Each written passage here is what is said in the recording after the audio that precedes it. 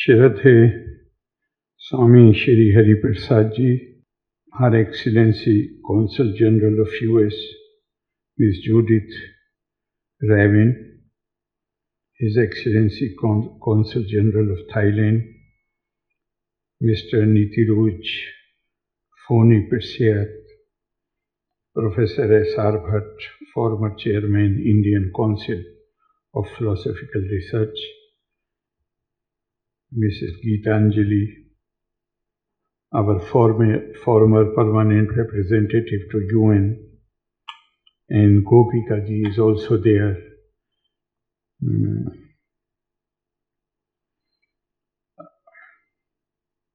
When Swamiji told me about this proposed conference on Karya Akarya, I found it very fascinating because this is the first time I've been taking part in so many seminars and conferences. But this subject, although indirectly this subject is mentioned in many discussions, but to focus the discussion on this particular subject, it is for the first time, Swamiji. And it is, I think we all know, because Gita, the first chapter, starts with Arjun Vishad, which means he did not know what to do. Everybody faces that crisis.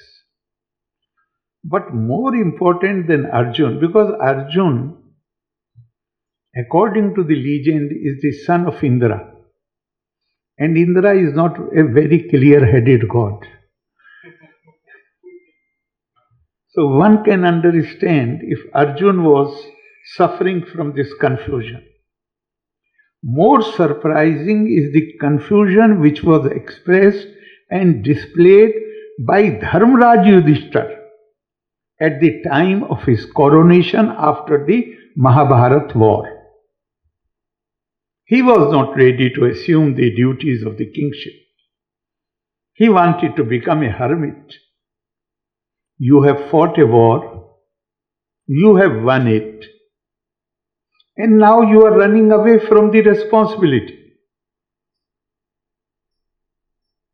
So I find that Vishad of that confusion of Yudhishthira more confounding than the confusion of Arjun, because Yudhishthira is the son of Dharma,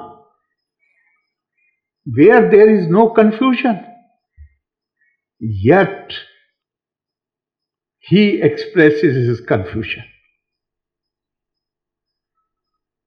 King Kartavya Vimudhata, is that the right word, Bhatt? What to do and what not to do. In fact, he was not even confused. He had taken the decision that I don't want to be king. I want to become a hermit. After, like Ashok, after Kalinga, when he saw the blood and corpses, dead people, the destruction, mayhem, he sat on a hilltop. And after that, he was a changed man. He renounced violence. Here, Yudhishthira also seems to be in the same state. The realization that so many people have been killed. So many women have become widows. So many children have become orphans. Therefore, he says that I don't want to become king. I just want to remain a hermit. Then, I mean, there is no chapter in Gita on it, but Mahabharata has details of that episode, where Bhagwan Krishna told Yudhishthira, there is nothing wrong with being hermit. A hermit seeks meaning for himself, but a king is entrusted with the duty to create a world in which everybody can find meaning for herself or himself.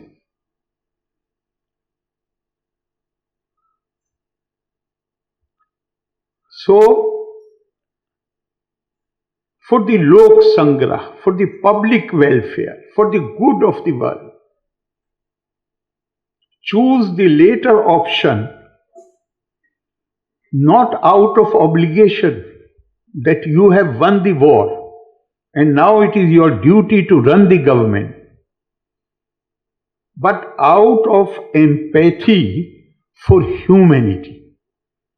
I have some goal, I have to achieve something, I have to create a society where everybody has the opportunity to realize her or his potential and find a meaning for herself or himself. So that I find very, very important. And when Yudhishthira asked this question, that the other four brothers are also there, why only me? Why I should take this burden on me? I want to become a hermit, I will become a hermit. You can entrust the duty to any one of them. Then the reply which Bhagwan Krishna gave is absolutely stunning. He said, and very wise, please come.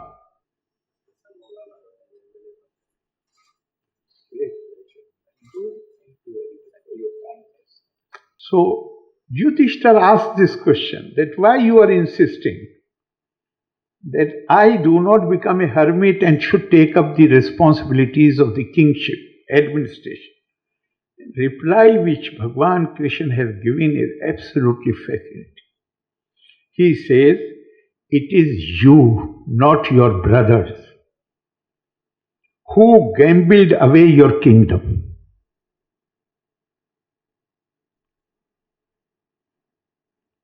Therefore, you are in a better position to sympathize with human imperfections.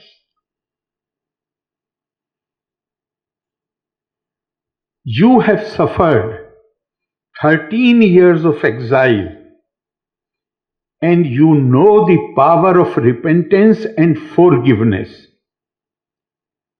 You have seen Duryodhan reject every offer of peace. You know the painful result of ego, aham, and adharma, unrighteousness. You have lied. Dharmaraj Yudhishthira is being told, you lied during the course of war to ensure that your teacher is killed. You know the complexities of dharma. This is a complexity. To act or not to act. Same as in the drama of William Shakespeare, to do or not to do. So these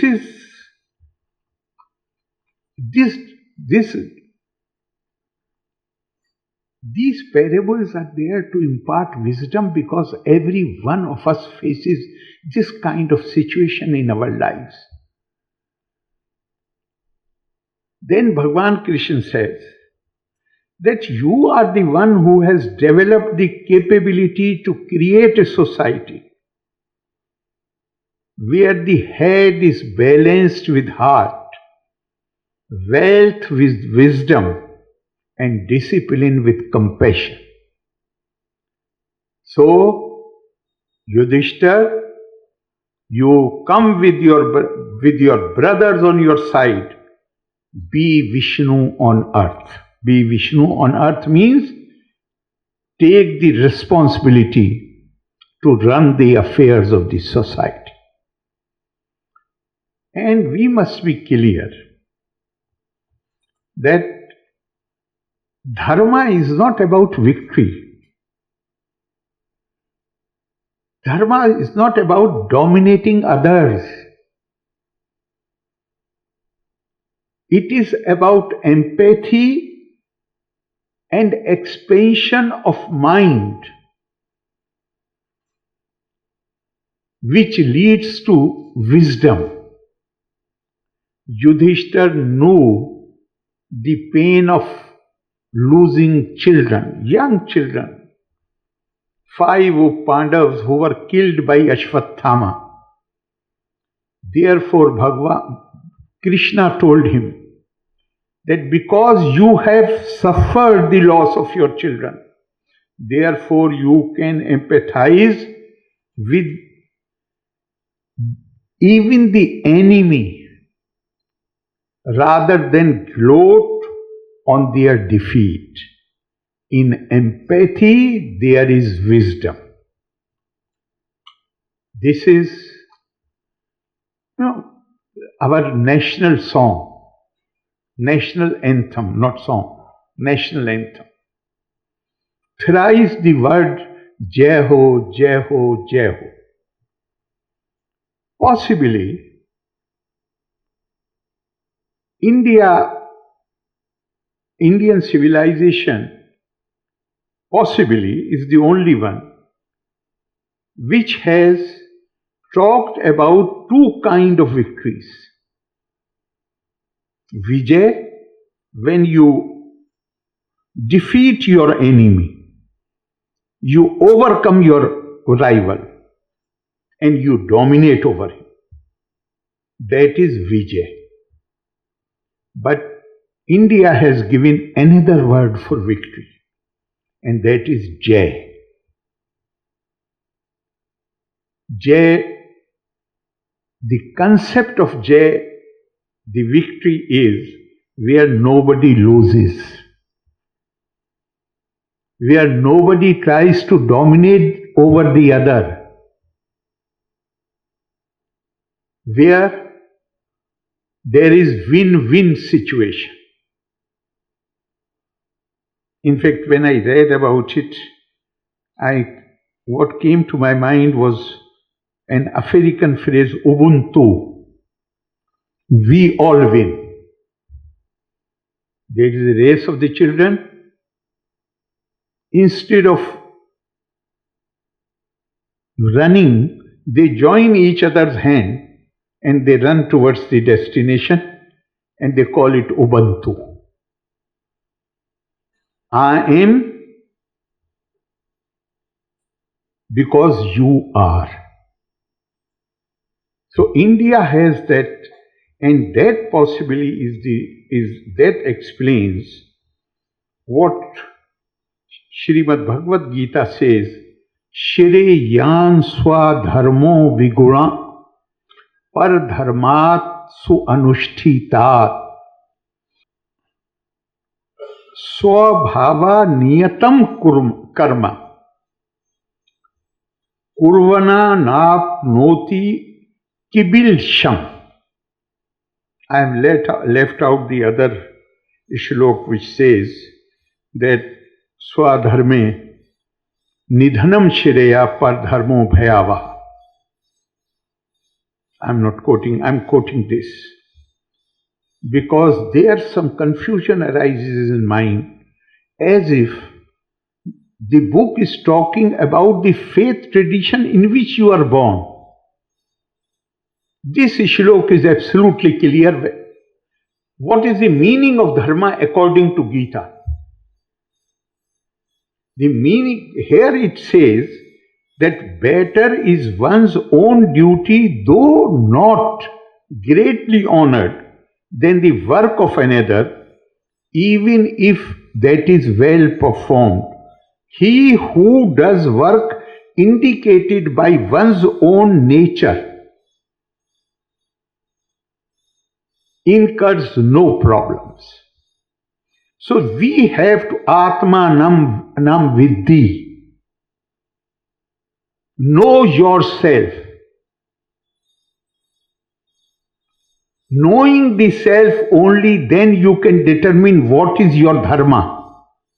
Pirkirti yanti bhutani, again from Mahabharata, which means that each one is born on a particular nature or disposition, and one is actuated in the performance of duties by that nature on which one is born. And therefore,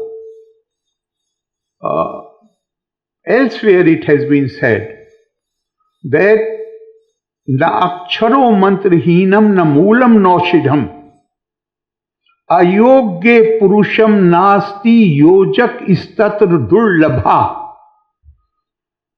There is not a single syllable which does not have the power of mantra. In Sanskrit, syllable is known as akshar.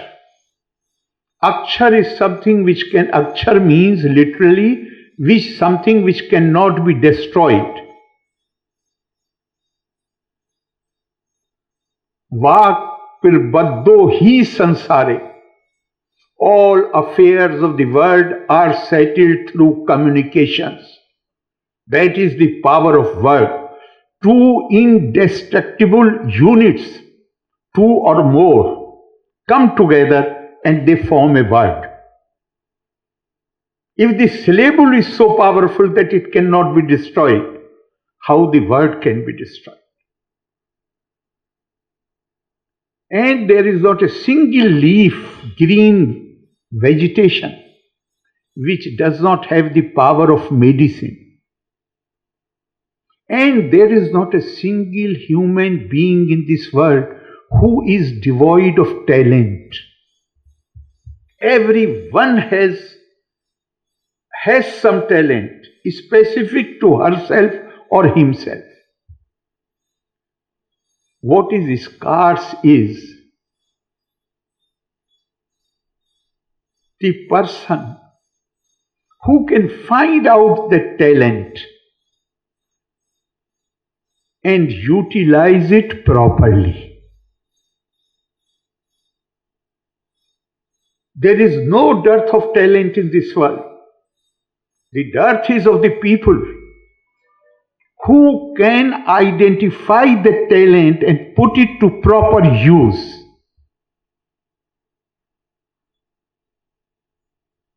So that again, it differs from individual to individual.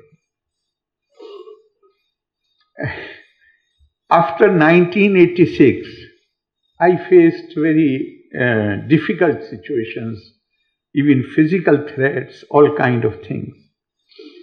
There is a Muslim scholar, very well learned man in Delhi. He was among the few exceptions who supported my speech in Parliament. But few years back,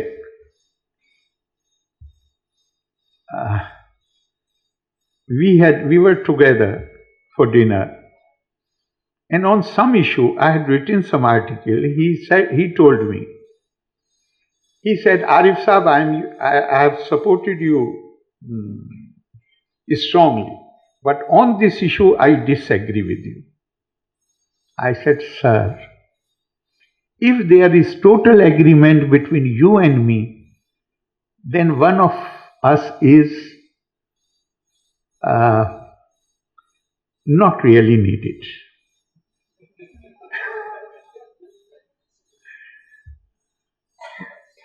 And nature does not create human beings or things which are redundant. One of us becomes redundant. If we all think alike, if we all act alike, then what is the difference between us and the animals? Man is the only creation of the nature. Those who want to say nature, those who want to believe in God, is the only creation who has been given the power of imagination to think. And when you become a thinking being, then you will be faced with these dilemmas. You will be faced with this kind of situations. And how beautifully dharma, we have done great injustice to dharma when we have used it as translation of religion. Highly unfair. Religion is mostly prescriptive for groups. Dharma is individual specific.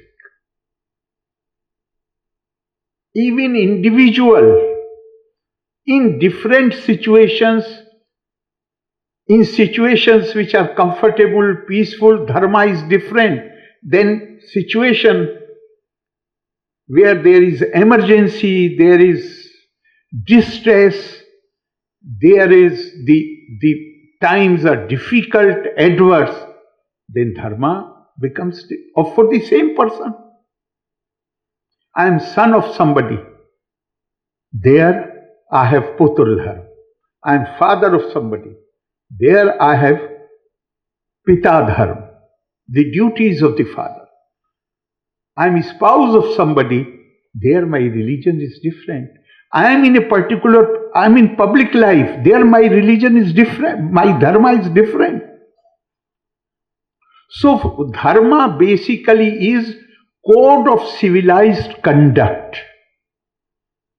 Now how to find out what is at a given point of time, or at a time when I am facing a critical situation, how to find out what my dharma is? Dharma has complexities, not just complex, full of complexities. And as I said earlier, even the Dharmaraj, who is son of Dharma, got confused. So here it has been said, and I find it very beautiful. Vidam chevam na va vidame shakyam va veditu nava aniyana chura dhara gariya napi parvatat gandharva nagara kara pirthamam sampir dirashyate anvikchanaya mana kabibhi punargachat tiya darshanam. Whether we know dharma or we do not know dharma, whether it is knowable or it is not knowable, this comes from the Shanti Parv in Mahabharata. Dharma is finer than the finest edge of a sword.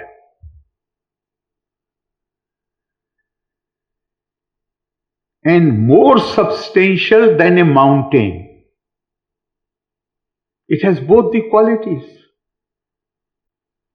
On first sight, it appears clear and solid like a town.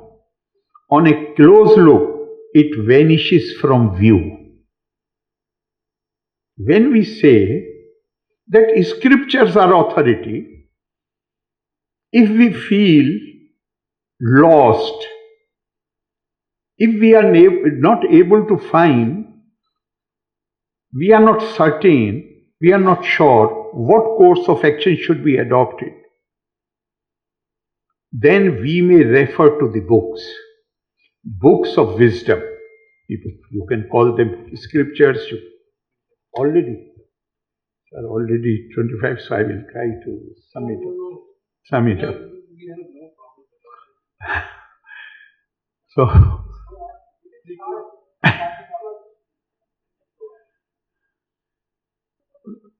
So I can,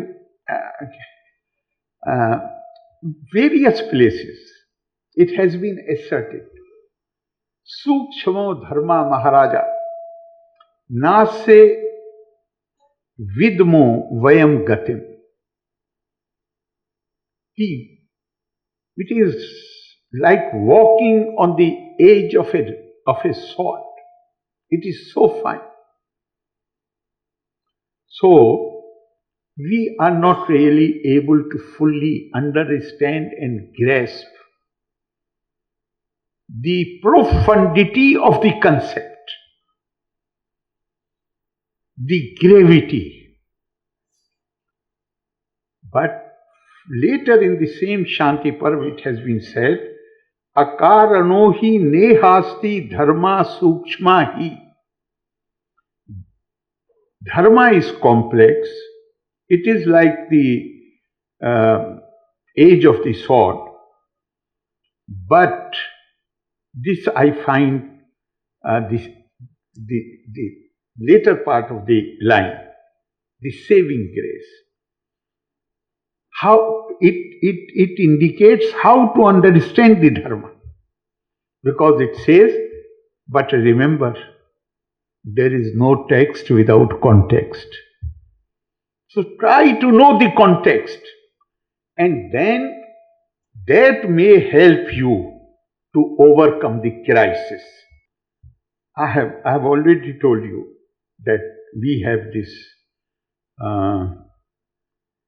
guideline that if you are feeling lost, you are not certain, then go to the Shastras. But further we have been told that the Shastras, the books, can help only those who use their reason and intelligence. Shastras cannot help those who just try to emulate things. Shastras are helpful only to those who use their own reason and intelligence. Yasya nasti swayam pragya shastram tasya karoti kim lochanabhyam vihinasya darpana kim karishyati. What sub-scriptures do for someone who does not have his own reason, intelligence and consciousness and understanding. What can a mirror do for a person who does not have sight, who has lost his sight? Mirror cannot help that person. You can't see your face in the mirror if you are losing sight. So is the case with the Shastras.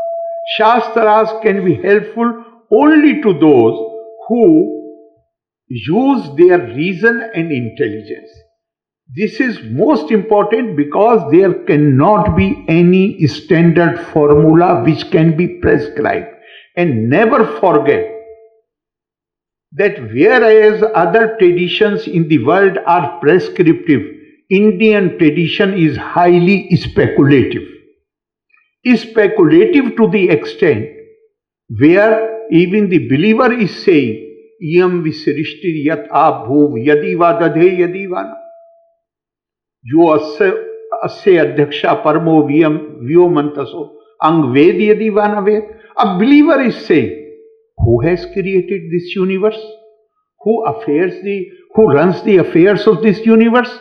Does the one sitting somewhere up there knows who has created and who is running the affairs, or even that one does not know who has created and who is running the affairs of this world? So the Indian tradition is highly speculative, and that is the reason why historically Indian culture and civilization was described as knowledge civilization, not by Indians, by non-Indians. If you refer to 11th and 12th century Arab historians who have written, that is the time when European Renaissance was taking off. Europe had not at that time the Renaissance had not fully taken off. But Middle East was rife with intellectual activities. And that is the time when they started writing history. The first historian is Tabri, but you refer to anybody. Everybody has 9 volumes, 11 volumes, 10 volumes. What they say? They say at that time, the US is not mentioned there because we had not the world had not found US by that time. But it says that the world has 5 major civilizations. Tabri says in the first chapter itself, while discussing the civilizations of the world, he says there are 5 dominant civilizations in the world. The Persian civilization is known for its majesty, splendor. The Roman civilization is known for its beauty and chivalry. Turks are known for their bravery. Chinese are known for their craftsmanship and obedience to the rulers. The 5th civilization, Indian civilization, is the only civilization which is known for promotion of knowledge and wisdom. So Indian culture and civilization has been described as knowledge civilization. Tapa swadhyay nirittam, ever devoted to the pursuit of knowledge. When Swami Vivekananda was asked, what is the goal of life? He said, generally people believe that pursuit of happiness is the goal of life. He said, pursuit of happiness. If we accept pursuit of happiness to be the goal, summum bonum of our life, then who will prevent me from making others unhappy in order to secure greater happiness for myself? If that is the goal of life. Then what is the goal of life? He said the goal of life is acquisition of knowledge. Tapa swadhyay nirittam, ever devoted to this task. Then he was asked, then what is the goal of knowledge? What is the purpose of knowledge? He said the purpose of knowledge is to build your capacity. When you develop the ability to see underlying unity behind apparent diversities, that is the purpose of knowledge. The day you learn it, the day you realize it, the day you internalize it, then it will become impossible for you to transgress into the sanctuary of the another. That will become sacred for you. Why? Because that means accepting that underlying unity and realizing that is acknowledging the the foundational virtue of Indian civilization. Aham brahmasmi tattvamasi. And in my opinion, that the same divinity dwells in me and that very divinity dwells in you. We are all spiritually linked. We are one whole. The highest Indian ideal, or I may say Sanatan ideal, is integration of personality. Ekatmata, which reconciles an individual to her own self, the society and the Supreme Spirit.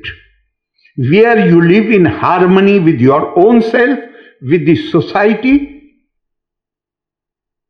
and with the Supreme Spirit. How does that become possible? Only when you finally are convinced that this same Paramatma in the form of Atma, the Supreme Spirit in the form of soul, lives in each one of us. Once I recognize the divinity of the other person,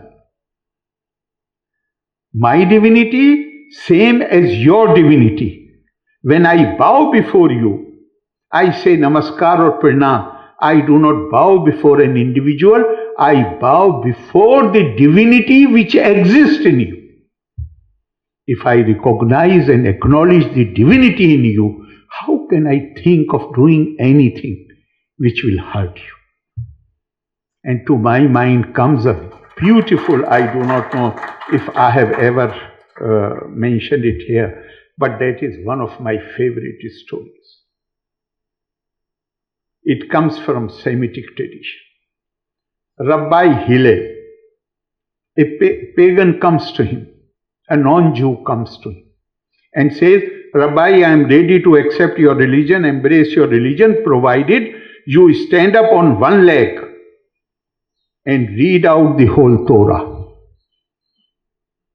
Rabbi Hillel did not dismiss him. He immediately stood up, took the book in his hand and said, do not do unto others what is hurtful to you, and sat down. This man said, such a thick tome, and you have finished it in less than a minute. He said, this is the whole of Torah, rest is commentary, go home and read it. Similarly, in our tradition, when this confusion came, the confusion has been expressed beautifully by Yudhishthira himself. Tarko pratishtha shrutayo vibhinna neko rishi yassa vacha pirmanam dharmasya tattvam nihitam guhayam mahajano yena gata sapantha.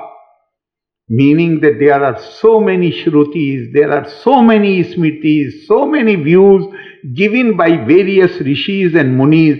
I do not know which one to believe and take guidance from. I am not going into the details, but this confusion has always existed. The compiler of all our wisdom, he dissolved it in 2 lines. Compiler of our Indian wisdom is Vyas. And Vyas said it so beautifully in just 2 lines. Oh God, there are many books here. Don't get confused by the number of the books and the opinions given by various people, learned sages, rishi, muni, thought leaders. Don't get confused. They have tried to explain the same principle, same idea through different methods and different words. Sarva Shastra Puraneshu Vyasasya Vachanam Durvam Paropkarastu Punyai Papai Parpirna. That is the essence of Indian wisdom. That is the essence of Vedanta. That is the essence of all our ancient scriptures. All books say, know this thing which is coming from Vyasa is saying, Vyasasya Vachanam Dhurvam. This is indisputable truth. What is the indisputable truth? Doing good to others is meritorious, and if you hurt others, then that is sinful.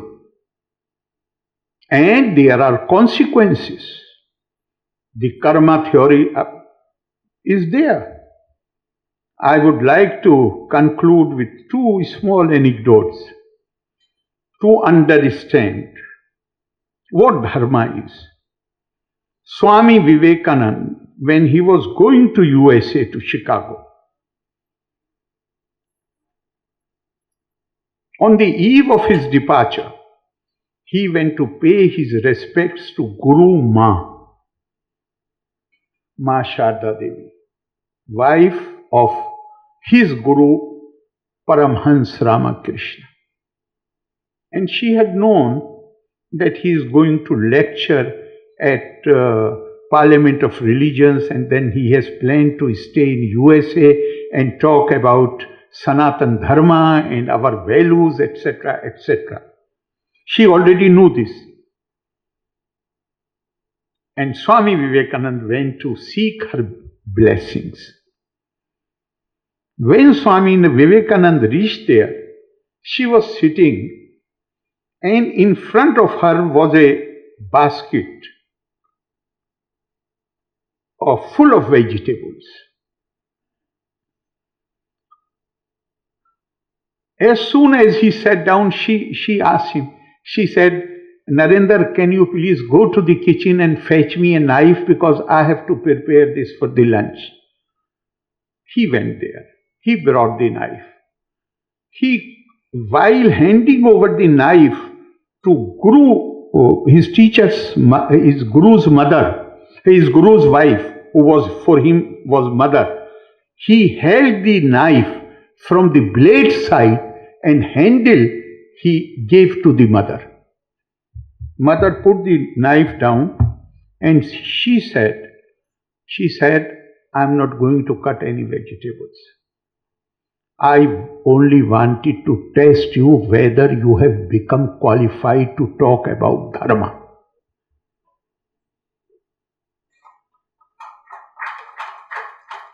I give you my blessings, now you go. You know. Because you have caught the blade side which can hurt somebody. And to somebody else you have given the handle to hold, which cannot hurt. This is all what Dharma is about.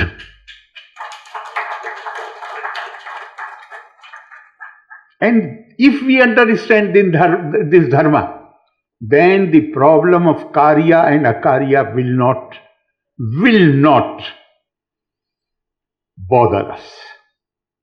And I will conclude. The other anecdote is again from Mahabharata, where after the war was over, things had become normal, tempers had cooled down. Gandhari told Bhagwan Krishna, she said, Krishna, I am going to die as a childless mother. I had 100 sons, and I will die as childless. You could have spared at least one of them. Out of the 100, you could have spared one of them, so that I would not have died as a childless mother. Bhagwan Krishna told her, he said, who am I? Eko deva sarvbhuteshu godha.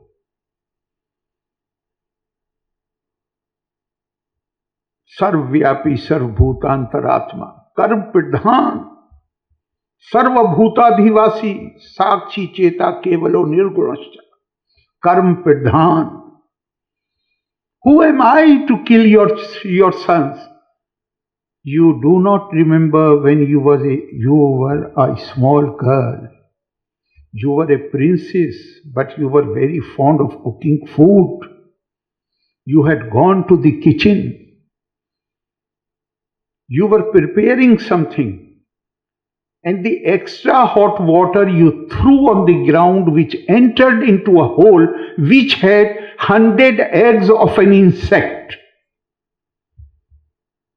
And the mother insect cursed you that, like I have seen my eggs being destroyed by this hot water, the one who has done this will also see killing of her 100 children. This is what, once we internalize the lesson which comes from this anecdote, is it possible for us that we can think of hurting anybody by our action? Our actions will become absolutely clear. And in the last, I will say that Mahatma Gandhi has, because he was an ardent student of Gita particularly and our tradition generally. What he has told us? He has told us, whatever you are doing, Just keep the last man in your mind.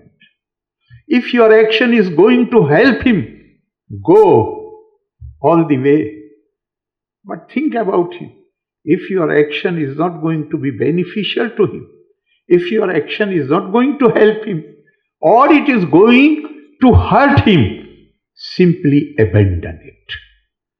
That possibly those words Mahatma Gandhi has said in the light of his experiences and more than that, his study of Gita and our tradition. Thank you very much. I think I have taken more time than what allotted to me. Thank you very much. Loka samasta sukhino bhavantu. Jai Hind.